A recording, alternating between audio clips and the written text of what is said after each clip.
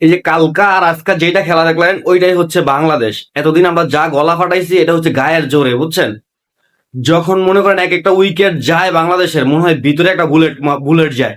যখন নুরুল হাসান সোহান আউট হলো, মানে আমি পারি না ওরে, যা কি যে করি। আর জাকের আলীর অনেক আমি যদি পাইতাম, মানে কি যে করতাম, মানে কি একটা অবস্থা। শামীম জাহির চেষ্টা করছে, শেষ রক্ষা করতে পারেনি। মানে উইকেটটি যে চোখের সামনে তা কেমনে গেল, মানে মানে বইলা বুঝাইতে পারুম না। আমার মনে হয় যে এই বাংলাদেশ যদি আসলে আর যাই হোক, মানে ক্রিকেট খেলা আর হইব না ভাই, বুঝছেন? মানুষের লগে খামাই মনে করেন করলে গর্ব করি, এছাড়া আর কি। এই যে কালকা আর আজকা যেটা খেলা দেখলেন ওইটাই হচ্ছে বাংলাদেশ। এতদিন আমরা যা গলা ফাটাইছি এটা হচ্ছে গায়ের জোরে, বুঝছেন? যখন মনে করেন এক একটা উইকেট যায় বাংলাদেশের, মনে হয় ভিতরে একটা বুলেট যায়।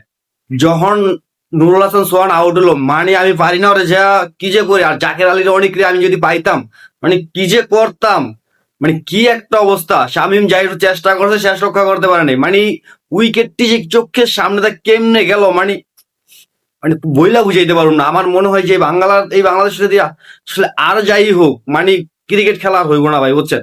মানুষের লগে খামাই মনে করেন করলে গর্ব করি, এছাড়া আর কি।